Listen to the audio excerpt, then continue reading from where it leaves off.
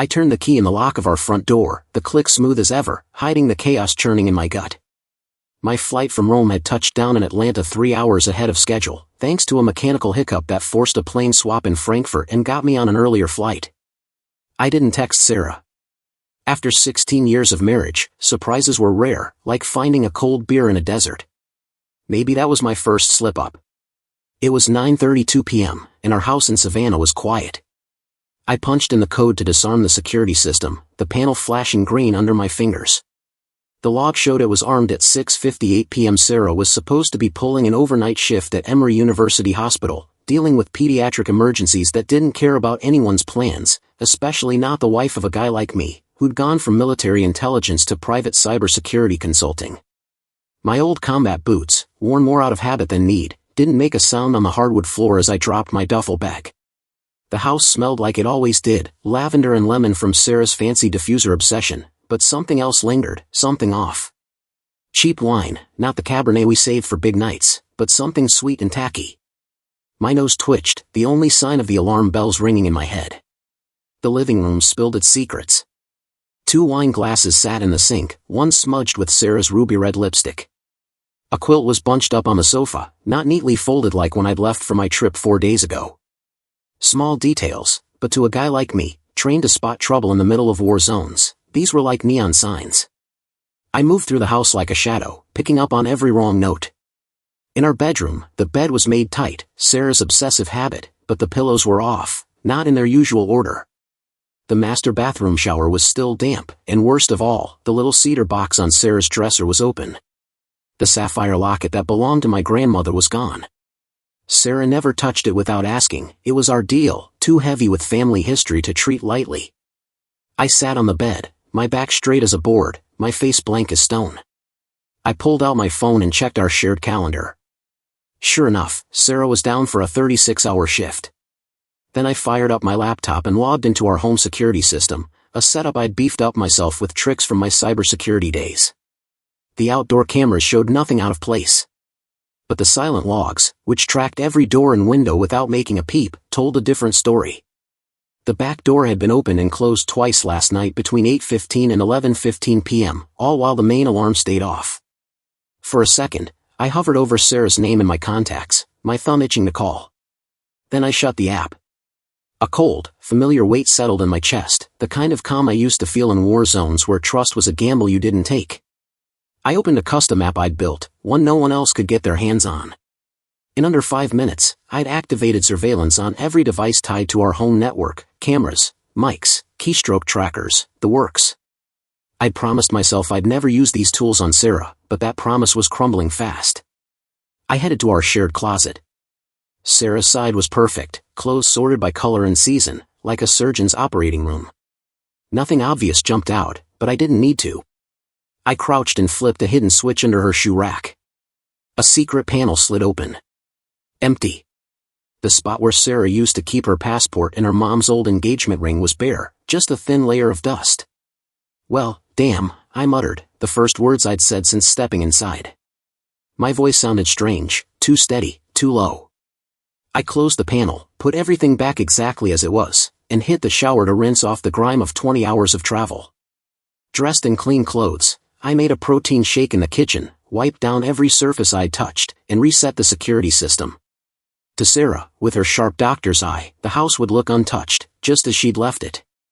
I grabbed my duffel and walked out the front door. I wasn't staying tonight. I needed space to think, to plan, to figure out what my gut, honed by years of sniffing out lies and high-stakes ops, was screaming at me. Sarah was hiding something. And if there's one thing I learned from my time in the field, it's that truth is the first thing to go when the fight starts. In the quiet of my Jeep, I made one call. "This is Carter," I said when the line picked up. "I need the full surveillance kit. Use the Wyoming protocol." I hung up without waiting for a reply. The Wyoming protocol, named after a cabin I'd bought years ago under the radar, meant no questions, no paper trail, nothing tied to me. As I drove toward the Ritz-Carlton in downtown Savannah, rain started falling, turning the city lights into blurry streaks. I felt nothing but a sharp, cold focus, like the second before a mission kicks off. Whatever I was about to uncover would change everything. But I've always known something most folks don't want to face: everything ends: marriages, loyalty, trust.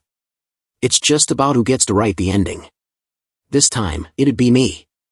The Ritz-Carlton's top suite ran $10,000 a night, a splurge Sarah would have noticed if I used our joint accounts. I paid cash, using IDs tied to a shell company I kept for testing corporate security systems. Funny how the tricks I used to expose weaknesses in big companies were now aimed at my own marriage. By morning, I'd turned the suite's living room into my own command center. 3 laptops sat on the desk in my Ritz-Carlton suite, each humming with its own mission. One kept an eye on our home security cameras in Savannah, another traced Sarah's online activity, and the third ran a program I'd built back in my military days, software that danced in the murky space between legal tracking and top-secret surveillance. A quiet knock at the door announced the gear I'd ordered. The guy who showed up looked like he could blend into a crowd, mid-50s, plain face, dressed in a hotel janitor's uniform that made him invisible in a fancy place like this. "Wyoming protocol done," he said, straight to the point, pushing in a couple of cases that looked like they held plumbing tools. I gave him a sharp nod. "Any hiccups?" "None, but your deadline's tight." "It's gotta be." He left without another word. We'd worked together for a decade, but I didn't know his name, and he didn't know mine. Safer that way. I cracked open the cases, revealing a stash of surveillance tech, tiny cameras the size of pinheads, audio bugs disguised as everyday stuff like pens and coasters, GPS trackers smaller than a dime, and gadgets to snag Wi-Fi and Bluetooth signals. I got to work, my hands moving like they had a mind of their own, piecing together devices that had become my unseen eyes and ears back home.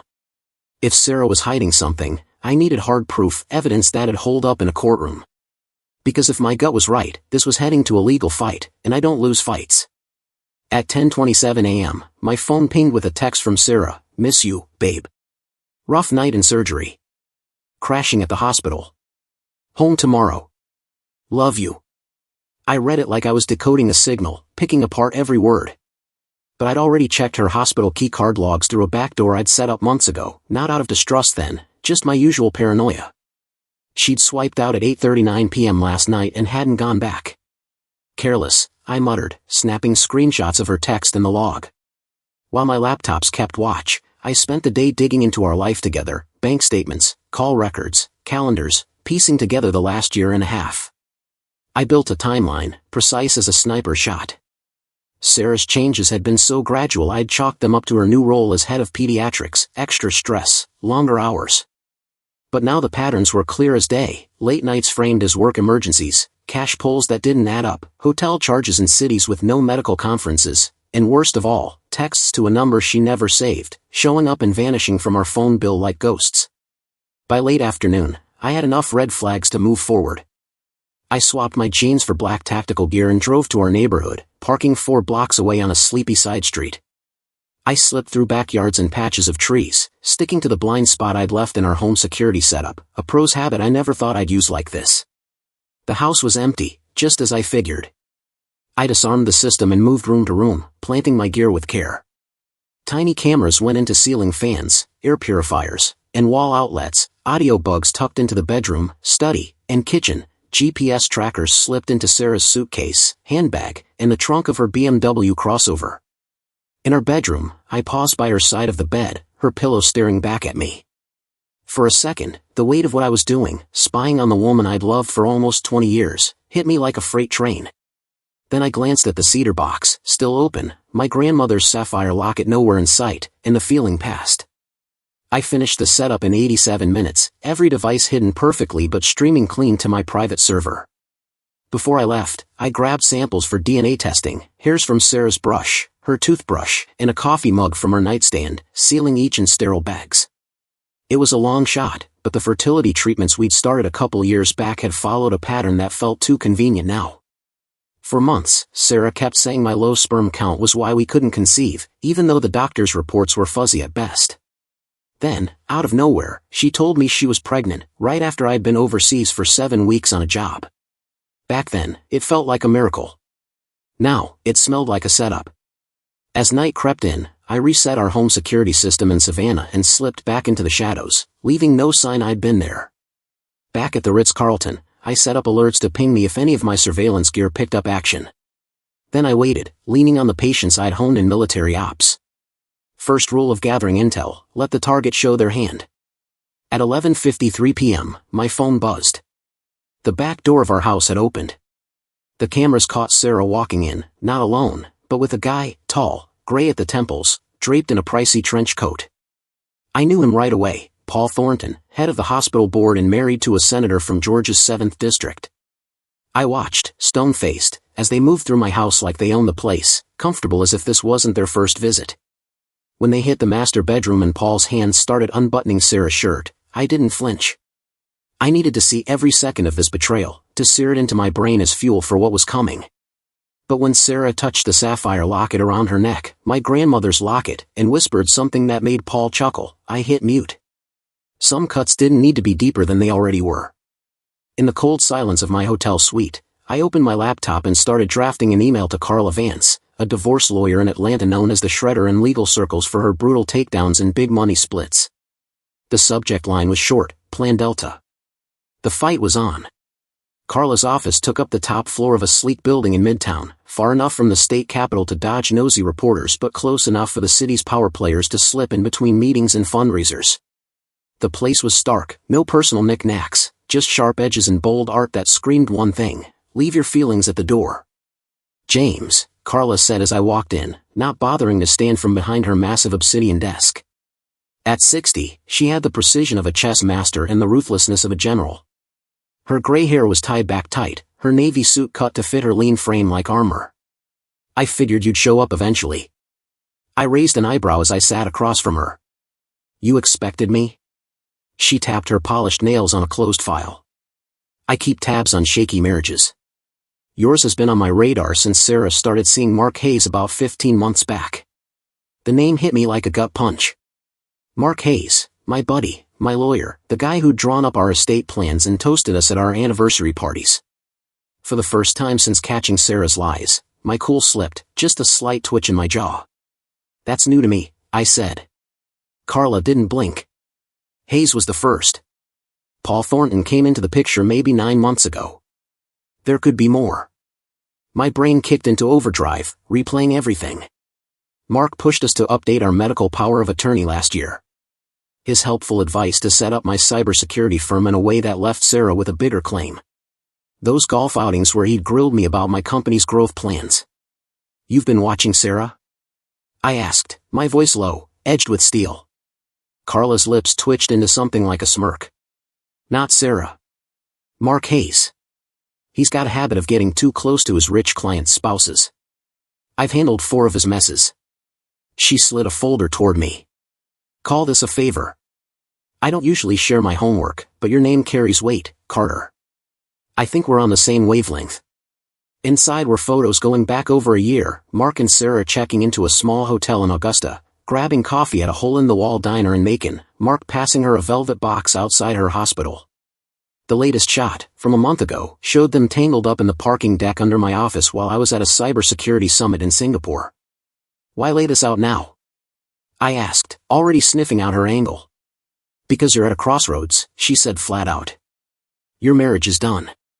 The only question is whether you want to burn it all down or just walk away with the win.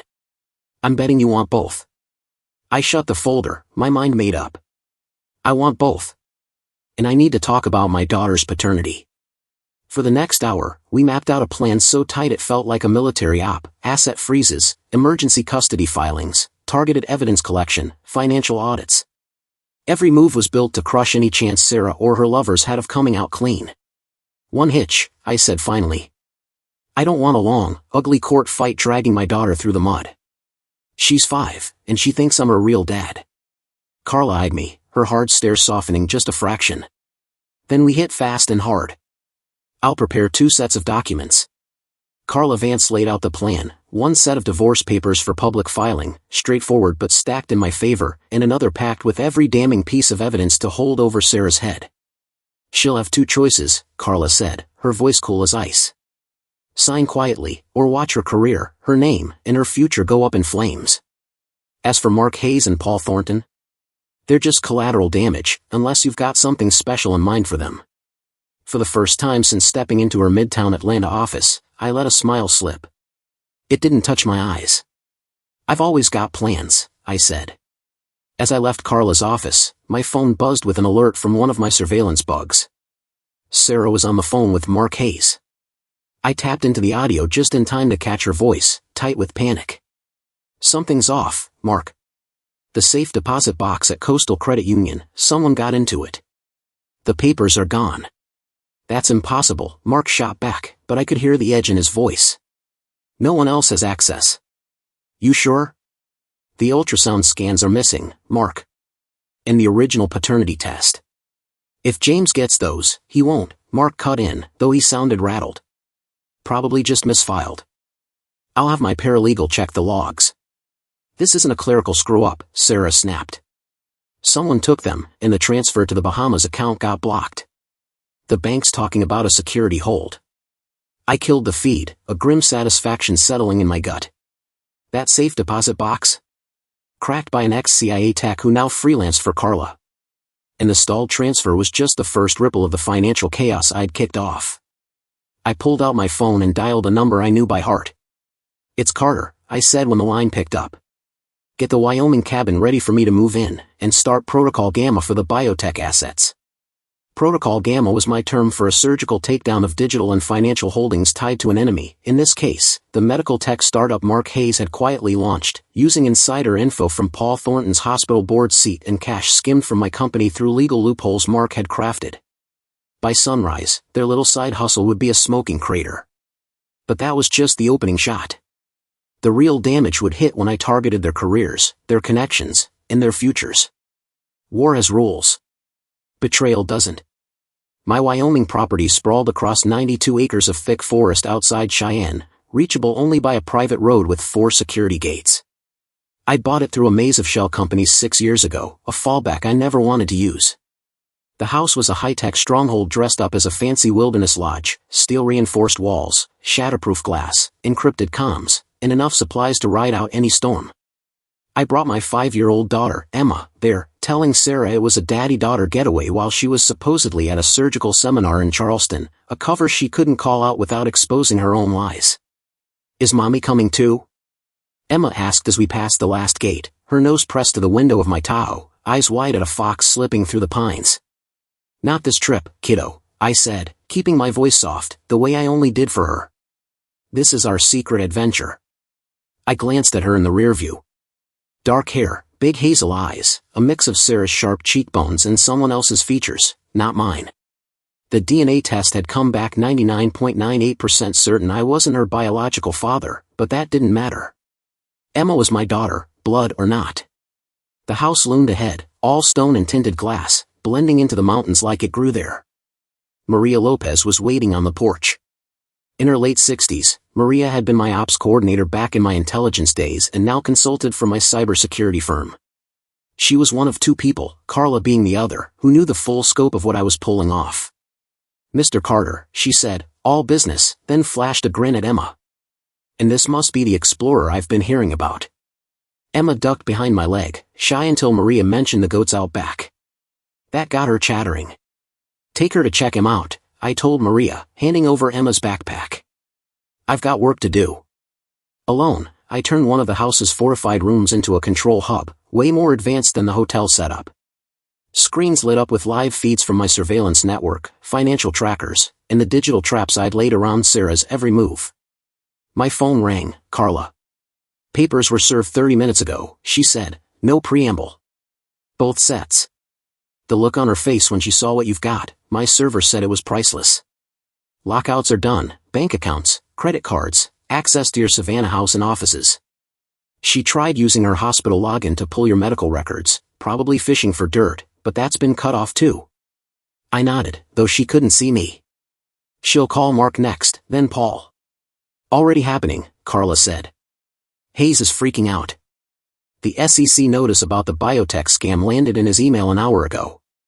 Assets are frozen pending investigation. And the custody filing with Judge Harlan. With the evidence of her planning to skip the country with Emma, plus the parental alienation angle, he's leaning toward granting the emergency order. That evidence? I'd built it carefully, mostly true, with a few creative tweaks. Sarah had looked into moving abroad with a kid and talked to an international custody lawyer. Sarah's digital trail was incriminating enough on its own, but paired with her affairs and shady financial moves, it was a knockout punch. "She'll swear it's all lies," I said to Carla Vance, my eyes glued to a surveillance feed showing Sarah pacing our Savannah house, phone pressed to her ear, her voice tight with worry. "Sure, but she'll need someone to believe her," Carla replied, a grim edge of satisfaction in her tone. "By tomorrow morning, her credibility will be in tatters. The hospital board gets the ethics complaint at 8 a.m. Senator Thornton's office will see proof his wife's campaign funds went to that biotech scheme by 9 a.m.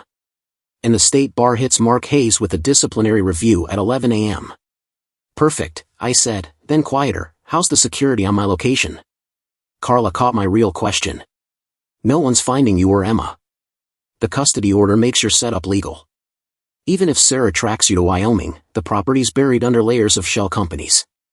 I hung up and stood by the window, watching Emma giggle as she fed an apple to a pony under Maria's watchful eye. For a split second, doubt hit me. Was I torching her world as bad as Sarah had mine? No. I was shielding Emma from the fallout. A clean break was better than letting her get crushed in the wreckage. My phone pinged with a text from an unknown number, security alert at Wyoming cabin. Mechanical systems only. Possible human surveillance. Wyoming, my code for our Savannah house. Someone was watching it, probably using tricks I'd taught myself. Sarah must have hired a private investigator, faster than I'd expected. I'd need to speed things up. I typed back, "Launch Protocol Bravo." Protocol Bravo was my endgame, a scorched earth move that left no room for comebacks or second chances. By morning, everyone who'd crossed me would be picking up the pieces of their lives. Emma's voice broke through my thoughts. "Daddy, come see the goats," she called from the doorway, her cheeks pink with excitement. I turned, forcing a grin to hide the ice in my veins. "Right behind you, kiddo." For the rest of the day, I split myself in two, doting Dad during dinner, bedtime stories, and tucking Emma in, cold-blooded planner in the hours after she slept. I shuffled digital assets, verified documents, and leaned on a network of contacts I'd built over years of careful favors. At 3:42 a.m., the first wave hit, an email blast to the hospital board with video of Sarah and Paul Thornton getting too close in a staff lounge, plus records showing Paul's pet projects got special funding. At 4:50 a.m., Senator Julia Thornton got an anonymous tip with proof of her husband's affair and his misuse of campaign cash to bankroll it. By 6:15 a.m., Mark's law firm partners received a dossier on how he'd leaked client secrets and tangled himself in conflicts of interest that could sink their whole practice. As the sun rose, my enemies were scrambling to save their careers, clueless about the deeper damage ripping through their bank accounts, online trails, and legal weak spots. Maria found me in the command room as dawn lit the Wyoming mountains in shades of amber and red. She slid a mug of black coffee next to my keyboard, saying nothing. "Is it over?" she asked after a pause, her tone flat. I glanced up from my screens, eyes burning but sharp. "Phase 1's done. Phase 2 kicks off at the custody hearing." I turned back to the monitors, where Sarah was frantically stuffing clothes into a suitcase in her bedroom, tears streaking her face as she yelled into her phone. "After that," I said softly, "nothing's ever gonna be the same." The Emory University Hospital Board called an emergency meeting at 7 a.m., an hour before their usual monthly session. The conference room, typically a calm space for budget talks and medical policies, buzzed with tension. Paul Thornton stood at the head of the table, not as their leader but as the guy in the hot seat. "These claims are absurd," he said, his gray hair perfect despite the early hour and the mess he was in. "It's obviously a smear job by some bitter staffer." At Emory University Hospital, the general counsel, a seasoned lawyer who'd made her name handling medical ethics scandals, pushed a thick folder across the glossy oak table. "This isn't just talk, Dr. Thornton," she said to Paul. "We've got access card logs showing you and Dr. Carter in off-limits areas after hours, bank records tying you to shady research grants, and," she paused, her cool facade slipping for a second, "video evidence I won't detail here." Before Paul could fire back, the boardroom door swung open. A nervous assistant leaned in, whispering to the counsel. Her face hardened as she addressed the room. "The Atlanta Journal-Constitution just got the same files we did. They're asking for a statement for tomorrow's front page." Across town, in the upscale Roswell Heights home of Senator Julia Thornton, a louder drama played out. 25 years of marriage. Julia roared, chucking a porcelain figurine, a gift from a top donor, past her husband's head with the aim of a former college softball star. 3 campaigns where I grinned like an idiot next to you while you were sneaking around with some surgeon young enough to be my kid. Paul dodged as a glass paperweight shattered against a shelf. Julia, we can spin this, he pleaded. It's all being twisted. Spin? She let out a bitter laugh. The spin is you used my donor list to funnel cash into your biotech side hustle with your girlfriend. The spin is you've made me look like a chump or a crook. The spin is the ethics committee's meeting in 90 minutes, and my staff's already fielding calls from the DOJ. Before Paul could answer, their phones buzzed in unison, a rare thing that stopped the fight cold. They grabbed their devices with the reflex of a couple who'd been through too many crises together. News alerts lit up their screens, hospital board chair and top surgeon suspended an ethics probe. The article showed Paul's official headshot next to a photo of Sarah in scrubs. Julia looked up, her political instincts kicking in. Get out, she said, her voice flat now. My security team's taking you to a motel. My lawyer will call you for lunch. Meanwhile, in the swanky offices of Hayes, Mitchell, and Turner in downtown Atlanta, Mark Hayes faced his own reckoning. The firm's senior partners sat around a glass-topped conference table, a stack of documents spelling out years of ethical breaches, client betrayals, and conflicts of interest so blatant they threatened the firm's survival. The Bar Association's already on it, partner Turner said, adjusting his tie. They're fast-tracking the review because of how bad this looks. It's a mix-up, Mark insisted, his shirt damp with sweat despite the Arctic air conditioning. I can clear this up. Clear up screwing over James Carter? Mitchell shot back, one eyebrow arched. A client who trusted you with his company and his personal legal work while you were messing with his wife. A guy who, let's not forget, has deep ties to federal intelligence. Mark paled. James doesn't know, he can't. Turner slid his phone across the table, showing a news headline. Looks like he does. The article detailed the biotech startup's collapse, with SEC probes into insider trading and fraud. The stock, set for a big IPO, had tanked 85% in pre-market trading. Named in the mess, Dr. Paul Thornton, Mark Hayes, and Dr. Sarah Carter. Your partnership's done, effective now, Turner said. Security's clearing out your office. We want your resignation by 5 p.m. At the same time, in a modern office tower in Atlanta's Buckhead district, I sat across from the FBI's Financial Crimes Unit chief, handing over a carefully edited batch of evidence that nailed Mark Hayes and Paul Thornton for a complex fraud scheme, without a hint of how I'd dug it up. I caught these red flags during a routine security sweep, I said, keeping my tone steady and professional. Given who's involved, I figured you needed to see this directly. The chief, an old contact from my military intelligence days, gave me a long look. This is airtight, Carter. Almost like you've been piecing it together for months. I held his gaze. Just doing my job, sir. When I spot a leak, I plug it. Half an hour later, as I left the federal building, my phone pinged with a text from Carla Vance, motion granted. Full temporary custody awarded. Hearing set for next Monday. Everything was falling into place. The first wave had hit hard, cutting Sarah off from her allies and resources just as the custody fight for Emma heated up. Then my phone rang, Sarah's number. After 3 days of dodging her calls, I picked up. Why are you doing this? Her voice was raw, like she'd been crying or screaming, maybe both. You know why, I said, calm as I walked to my Jeep. It's not what it looks like, James. Let me explain the affairs. The paternity scam? The stolen cash? The plot with my lawyer? Each word hit like a hammer. Or maybe you want to tell me why you're wearing my grandmother's sapphire locket while sneaking around with Paul Thornton in our bed, I said into the phone. Sarah's sharp gasp told me she hadn't known I'd caught that betrayal. James, please, she whispered, her voice breaking. Where's Emma? I've been calling her school, but they won't tell me anything. She's safe with me, I said coolly. Her school's got the legal custody papers. You can't do this. Her desperation turned to fury. I'm her mother. Are you? I kept my tone even. Because the documents I've got show you were planning to take her out of the country behind my back. Those are with the family court judge now. That's a lie. I never say that for the hearing, Sarah. Your lies don't work anymore. I hung up and climbed into my Jeep, punching the route to my Wyoming property into the GPS. As I hit the highway, a dark sedan pulled out 3 cars back, the same one I'd clocked outside the FBI building 20 minutes earlier. Sloppy tail job. I figured Sarah had hired it, probably on Mark Hayes' advice before their world caved in. I smirked and tapped a code into my phone, triggering a string of countermeasures. My license plate flipped to a new number, and my GPS signal started broadcasting from a decoy car heading toward Charleston. Let them hunt shadows. I had bigger things to handle. The next afternoon, I pulled up to the Wyoming house. Emma was at the kitchen table, her little face scrunched as she smeared paint across a canvas.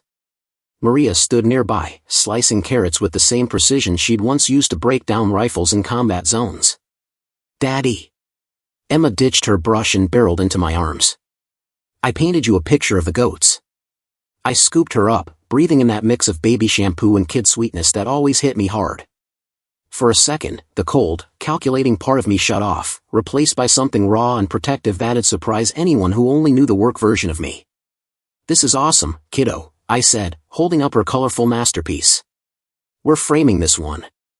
After dinner, grilled cheese that Maria whipped up with the focus of a mission planner, I tucked Emma into bed with 2 stories and a promise we'd check out the stream behind the house tomorrow. "When's Mommy coming?" she mumbled, half asleep, hugging the stuffed bunny I'd grabbed from our Savannah place. I brushed her dark hair off her face. "Mommy's got big work at the hospital, but you and me? We're gonna have a blast here." "Like a trip?"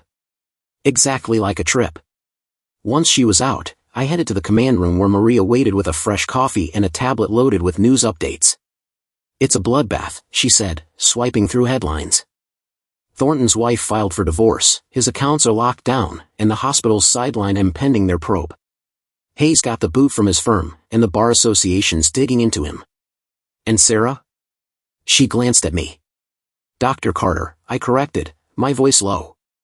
"She's not my wife anymore, except on paper, and that's got an expiration date." Maria nodded, not pushing. "Dr. Carter's off surgical rotation. The ethics board's looking at her for misconduct, inappropriate relationships with a higher-up, and misusing research funds. Financially, she's done, joint accounts frozen, her personal ones flagged for sketchy activity thanks to an anonymous tip tying her to the biotech mess. Credit cards are dead, her private practice lease got yanked for ethics violations, and she tried getting into your secondary place in Decatur, but the locks were changed per the court order." I took it all in, calm on the outside, but inside, a grim satisfaction burned. Sarah's life, her career, her money, her reputation, was coming apart exactly as I'd planned. "There's more," Maria said. "She's hired Victor Kane as her lawyer." That caught me off guard. Kane was a heavy-hitting divorce attorney, as ruthless as Carla Vance but flashier, more about public stunts than quiet precision. "Bold move," I said, leaning back. "He's as much about headlines as lawyering." "She's trying to spin the story." "She's already started," Maria confirmed, pulling up a local news site. Kane had put out a statement painting Sarah as a victim of a smear campaign by a controlling husband with shady government ties, framing her as a whistleblower targeted for exposing ethical lapses in my cybersecurity work with federal agencies. I scanned the article. It was a slick move, trying to cast Sarah as a hero under attack by dark forces. If it stuck, it could muddy the custody hearing. "She's grasping at straws," I said. "This story crumbles under a light breeze. My government contracts are public and audited to death. But the family court cares about optics," Maria pointed out. "And Kane's a master at playing the crowd." I opened a secure app and sent Carla a quick message. "Kane's making his play. Roll out Endgame Protocol." Endgame Protocol was our final card, a counter-strike so brutal it had turned Sarah's legal and PR moves into a self-inflicted disaster. "What about the hearing?" Maria asked. "We stick to the plan. Monday at 9 a.m. I shut down the news tabs and pulled up the security feeds from the Wyoming property's perimeter. "First, we've got guests to deal with," I told Maria. She raised an eyebrow. "You're expecting company?" "Kane's statement about my shady government ties wasn't random," I said, zooming in on footage of the private road snaking toward the house. "He's setting up a claim that I'm using federal muscle to crush Sarah. That means he'll send someone here looking for proof." "How would they even find this place?" Maria asked. "They won't, not exactly. But the PI Sarah hired is chasing a trail of crumbs I left on purpose, just enough to point them to this area. I glanced at my watch. I'd say they'll show up within 10 hours. Maria's posture shifted, slipping into the sharp alertness of her old operative days. What's the play? Let them get close enough to think they've hit pay dirt, then make sure they find exactly what we want. I opened a map of the property on my tablet. We need to stage a scene that looks incriminating at first but will tank Kane's story in court. We spent the night rigging the guest cabin with care. Photos of Emma grinning and happy, proof she was thriving. Papers laid out to look like I'd been digging into Sarah's affairs for months. Bank records showing her hidden accounts. And the kicker, a copy of the paternity test proving I wasn't Emma's biological dad. At 4:03 a.m., the perimeter sensors pinged, 2 vehicles creeping up the road, earlier than I'd figured. I tracked them through night vision cameras hidden in fake solar lights. 3 guys in tactical gear moved like they'd done this before, probably ex-cops or military turned private muscle. They're solid, Maria said, watching their careful approach. Not solid enough, I replied. I tapped my tablet, and soft path lights flickered on, subtly steering the intruders toward the guest cabin instead of the main house. Maria stayed in the command room, eyes on the feeds, while I slipped through the house to Emma's room. She was out cold, oblivious to the trouble. I scooped her up gently, still sleeping, and carried her to the safe room tucked behind a sliding panel in my study. It was more like a cozy bunker than a cage, bed, bathroom, TV, and enough food for a week. Just a precaution, but I wasn't taking chances. I laid her down, pulled a blanket over her, and she didn't even twitch. Back in the command room, I watched the intruders hit the guest cabin right on cue.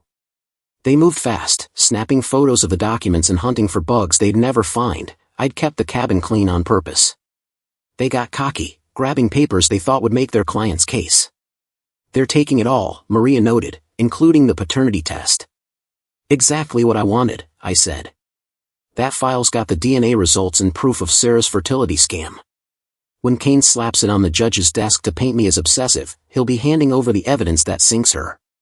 By sunrise, the intruders were gone, thinking they'd scored a win. I carried Emma back to her bed without waking her, then joined Maria for coffee on the porch as the mountains glowed orange. Phase 3's done, I said, watching the light spill across the valley. Now we gear up for court. Are you ready for this? Maria asked, her question cutting deeper than just the legal fight. I thought it over. The past week had been a cold, calculated takedown, ripping apart the life I'd built with Sarah over 16 years. But under all the strategy, there was an ache I wouldn't let myself feel, a loss no amount of wins could fix. I'm ready, I said finally. Not for making peace or tying up loose ends, just for whatever's next. Maria nodded, getting it. Back in our intelligence days, we both learned that finishing a mission doesn't mean you're whole. Some scars you just live with. What about Emma? She asked softly. She'll learn the truth when she's old enough to handle it, not about DNA, that's irrelevant. But about trust and what happens when it's broken. I kept my eyes on the horizon. For now, she needs a steady home, protection, a dad who won't feed her lies. We sat in silence, the kind that comes from years of working together, until my phone buzzed with a text from Carla Vance. Kane bit the hook. Evidence submitted to the judge. Hearing bumped to tomorrow. The Wyoming family court sat in a stone building in Cheyenne, its old school look hiding the high-tech setup inside. Courtroom 2A, used for big or sensitive cases, had beefed-up security, sound blockers to stop eavesdropping, and the option to seal records. Judge Margaret Harlan, 65 and a 30-year veteran, had seen it all, but the explosive evidence and high-profile players in my case prompted extra precautions. I showed up 40 minutes early with Carla and a paralegal hauling a cart stacked with organized files. I wore a plain gray suit to dial back my military build and glasses to soften my sharp stare, aiming to look like a worried dad, not the guy who'd spent a week dismantling lives. Emma stayed at the Wyoming house with Maria, covered by the custody order and layers of security. The judge had okayed her absence due to the case's sensitive evidence. At 9:50 a.m., the courtroom doors opened, and Sarah walked in with Victor Kane and another lawyer, a woman I didn't know. Sarah looked different, her usual polished style swapped for a simple blouse and skirt, playing up a broke, beaten-down vibe. Minimal makeup highlighted the bags under her eyes. Kane had coached her to look like a victim, a mom torn from her kid, a doctor whose life was unfairly ruined. I met her eyes for a second before looking away. Beneath her act, I caught a flicker of the woman I'd loved for nearly 2 decades, now a stranger. At 10 o'clock sharp, Judge Harlan took the bench, her no-nonsense vibe setting the tone. This is Case FC 387-622, Carter vs. Carter, regarding custody of minor child Emma Carter and related matters, she said, flipping through her file. I've reviewed both sides' filings and the unusual evidence collection. Let's be clear, this courtroom isn't a stage for grudges or headlines. We're here for the child's best interest. Kane jumped up. Your Honor, I'd like to address the petitioner's outrageous conduct. Not yet, Mr. Kane, Judge Harlan cut in. We'll do this by the book. Ms. Vance, as the moving party, presents her case for extending the temporary custody order. Carla stood, commanding in a dark suit. Your Honor, we'll show through clear evidence that Dr. Sarah Carter has engaged in ongoing deception, making her unfit for primary custody of Emma Carter. This includes paternity fraud, misuse of child support funds, and plans to take Emma out of the country without her father's knowledge. Kane was up again. Your Honor, these claims are baseless, a smear campaign by a man with dangerous federal ties. The evidence was gathered through illegal surveillance and trespassing. Mr. Kane, Judge Harlan said sharply, you submitted that same evidence yesterday to show Mr. Carter's supposed obsession. You can't have it both ways. Her tone shut him down. The evidence is admissible. Ms. Vance, proceed. For 2 hours, Carla laid it out, DNA tests proving I wasn't Emma's biological dad, medical records showing Sarah knew from early in her pregnancy, bank records of her siphoning joint funds to hidden accounts, and emails about moving to countries with weak extradition laws. When I took the stand, I kept my voice steady, talking about finding Sarah's betrayal, my focus on Emma's safety, and my need to shield her from the fallout. All I care about is Emma's stability, I said. Blood doesn't make her my daughter, she's mine in every way that matters. But Sarah's lies put Emma's emotional security at risk. Kane's cross-examination came hard, trying to paint me as a paranoid control freak, but every jab was met with documents backing my side. When he pushed Sarah's whistleblower story about my government work, I handed over clean audits and federal commendations that blew his narrative apart. When Sarah took the stand, the toll of the past week showed in her shaky hands and raspy voice. Under Victor Kane's careful questions, she painted herself as a victim, claiming my controlling nature drove her to affairs as an escape from an emotionally stifling marriage. He tracked everything, she said, tears rolling down her cheeks. My calls, my hours, my friends. I felt caged. Turning to others was my only way out. I never meant to hurt him. Her story might have tugged at heartstrings if Carla Vance hadn't been ready for it. On cross-examination, Carla tore it apart with texts, emails, and videos showing the real Sarah, laughing with her lovers about my cluelessness, plotting financial moves for a divorce, scheming to cut me out of Emma's life. The worst was a recording from Sarah's own phone, captured by my spyware, where she and Mark Hayes talked about faking paternity results to trick me into thinking Emma was mine. I needed stability, Sarah admitted under Carla's relentless pressure. James has money, connections. I knew he'd be a good dad. So you lied about his paternity for financial gain? Carla pressed. It wasn't like that, Sarah stammered, but her credibility was shot. By the time closing arguments wrapped, the outcome felt like a done deal. Judge Harlan called a 1-hour recess before her ruling. I sat alone in a small side room, waving off even Carla's offer to join me. The win I'd engineered felt empty. I'd dismantled Sarah's life, her career, her finances, her reputation, with surgical precision. Paul Thornton's job and marriage were gone, his name trashed. Mark Hayes faced disbarment and possible charges for fraud and breaching client trust. And Sarah, the woman I'd loved and built a life with, was now an enemy unmasked. When court resumed, Judge Harlan didn't mince words. This court finds that the best interests of Emma Carter are served by granting full legal and physical custody to James Carter. Dr. Sarah Carter is awarded supervised visitation pending a psychological evaluation and parenting classes. The rest hit hard. Sarah was ordered to pay child support based on her old salary, despite being jobless, and the property split favored me heavily due to her financial misconduct. A restraining order barred her from coming within 500 feet of my home or Emma's school. As the courtroom cleared, Sarah tried to approach me, her voice cracking. James, please, don't take her from me. She's my daughter too. Bailiffs stepped in, enforcing the order. I paused, looking back at the woman who'd once been my world.